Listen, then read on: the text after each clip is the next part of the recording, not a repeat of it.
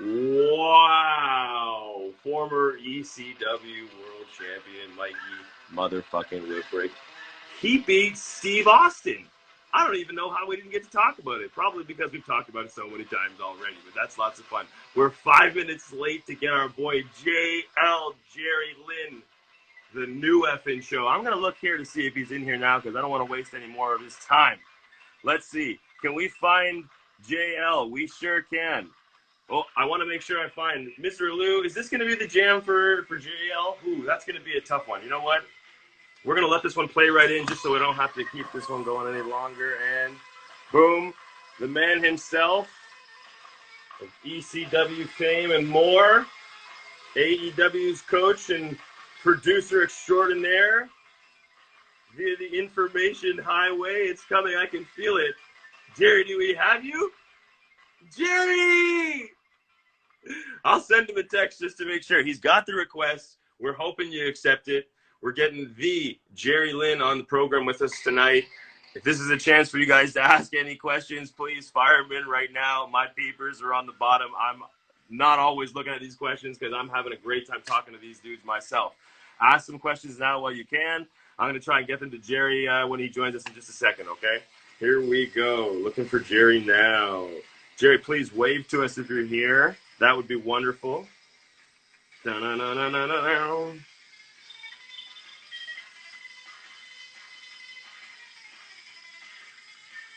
Oh.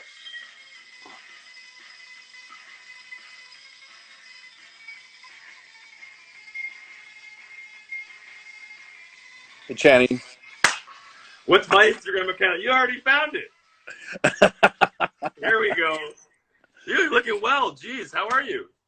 Good. Wore out. I've been doing a lot of landscaping, so I got a little sunburn. You got a great tan going. Unbelievable.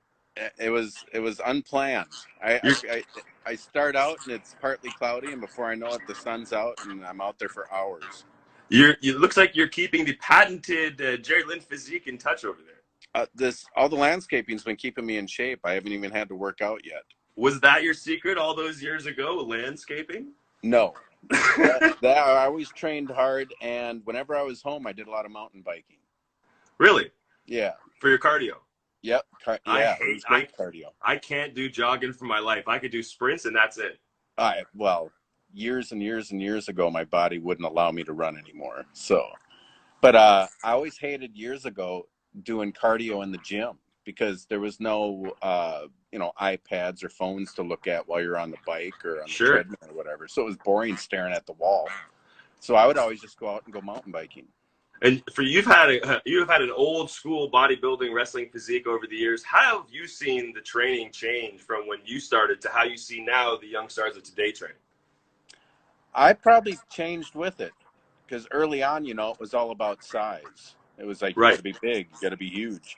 Well, I don't know how many years in I realized it didn't matter how big and massive I got. It wasn't going to further my career any. Sure. So I just finally realized for what we put our bodies through, you got to train for endurance so your body can absorb all that punishment.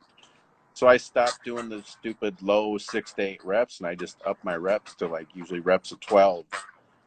And then I started doing at the end of every workout, I'd set up my own little boot camp and set up about a half dozen stations, and I'd run through it about 4 times for my to get a good wind, get a good lung burn. Were you the guy in the locker room that was leading guys in workouts and stuff like that, or were you working out by yourself? Well, when I was at home, there's a few people I had, workout partners with, but I was always the one who did the pushing. I never had a partner who would push me. Right. But I always trained really hard. I think I worked out with Bob Hawley once. I think he was trying to rib me. He was trying to get me to puke in the middle of a workout, and I made it through. But, he's probably one of the few people that I've worked out with that worked out harder than me.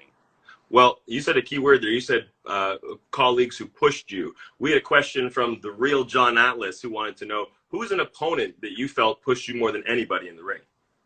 Homicide. Really? Yes. And talk about which matches with him. Sorry. Huh? Talk about let the fans know which matches, what years you're talking about, which promotion. I've been hit in the head a lot. I couldn't Let Could me be see if I many can fill in the things. blanks. It's going to be Ring of Honor. Is it like No, I don't think no? I ever wrestled him at Ring of Honor. It was just on some different indies. You were there And later then. Yeah, you were there like oh 07, 6. When I did you was get there? there, uh, gosh, I can't remember. It was the early 2000s when Gabe first brought me in. Okay. And then he brought me in probably a couple of years later. And then I had the little run in 2009, I think. Yep. But I don't think I got a chance to wrestle Homicide at Ring of Honor. But Okay, great. So I have a great. This is a great question I can ask you. Then I think I was doing a little bit of reading on you this morning, and it jogged my memory that I have of you as a fan growing up myself. Were you still with Ring of Honor in 2010? I believe. I'm not sure. Well, why I ask is this, because Ring of Honor, as you know, for years, they ran in a historic little hockey arena known as Ted Reeve Arena, home to the Ted Reeve Thunder, which I grew up playing for as a boy, and I was fortunate enough to wrestle for Ring of Honor myself once there at that very arena. If you can recall, did you wrestle at Ted Reeve Arena? And bonus points, who did you wrestle? Was it a tag match? It's a bit Or of a an trick question, elimination because I think match? it was a tournament. Because I'm trying to think. I think I remember. I'm trying to think if it was maybe that was the wrong show. Gosh, you're killing me here. If my memory serves me, I want to say that you worked 3 matches, and I think you got beat by Jimmy Rave.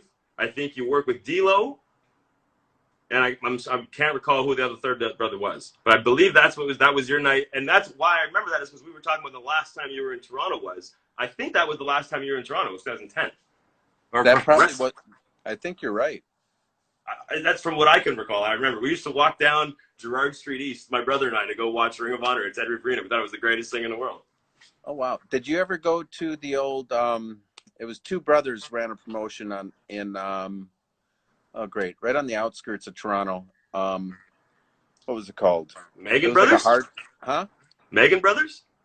I can't remember their names now, but they ran it was something like UWA Hardcore or something like that, Oh or what yeah, the heck was it called? I hope there's some. You know what? We're gonna have some regional fans watching now. If there's anybody who knows what Jerry's talking about, please write in and let us know now. It's slipping my mind, Jerry, but please tell us what you're gonna say about that. Well, no, I worked for him quite a few times, and that's where I first met like Claudio, Really? Cesaro, And I thought the night I first saw him work, I think he worked Sanjay or someone. And the first time I saw him work, I thought, why isn't he in WWE right now? Right. I thought he was ready then. I mean, he's the best base in the business. Certainly. You know what I mean? How many years has that been true now, Jerry, as well? Right. And they brought in a lot of, the top indie talent. They ran a lot of good shows. Well, we have another writing question here. What I want to ask from earlier was, coming off of the feud with Rob Van Dam, where did you feel at in your career in terms of your confidence and your mojo? And secondly, did you ever feel in your career that you were the best wrestler in the world? Oh, heck no. Never? Not then? No, I was always my own worst critic. What do you say to the people who think you were at that time? They're sadly mistaken. Sentimentalists. You know what? People say, "Oh, that was like," I'll never forget, and I always tell this story. The Hardcore Heaven match when I did the concrete facial. Yeah. After the match, I was as soon as I got behind the curtain, Paulie was standing there, and he says, "Of course, that was the greatest match I've ever seen." And the first thing I said to him right away, I said, "I hated it. It sucked." Oh, gosh, you're that way. Nova said, "Come on, Jerry, let's go outside and get some fresh air," because I was miserable. I was a hurting unit. And now, how about, some guys, they hate their work, and then they'll watch it back, and they'll fall in love with it. Where are you on that? Can you watch your work back? Do you cringe? Do you not watch it back? What do you do? Oh, I watch it back, and I usually cringe. Oh, is that right? I was always hard on myself. Because some guys can watch their old stuff and they just reminisce. Are you that way? Can you watch your matches with Rob and feel like, oh man, those were the days? Or how do you feel? Oh, now I would just, because it's just you never stop learning. And now when I go back and watch those matches, I think they could have been so much better. But that's part of the learning process. You're not gonna. You just that's one thing I hated about having to retire is there's so much more I want to learn. But now I'm lucky with AEW and being a coach and stuff. I'm always even picking Dean and Arn's minds, and I'm still learning. And what is, let me ask you that, in working with the younger talent, how do you find you're helping them grow? And in turn, how are you growing? I'm growing, like I said, because I'm always picking Dean and Arn's minds, and even Billy Gunn, and when they're talking to the guys who they've been assigned matches to, I'll go and walk over there and listen, because, like I said, you never stop learning. You get a little bit of a nugget here and there. You might not have seen it that way before. Right, because everyone looks at everything at a little different angle. Well, Jerry, the other night I was on your podcast you have with Mikey Whipwreck. Why don't you just tell for a second, talk about the podcast and where they can find you and Mikey doing your thing every Wednesday.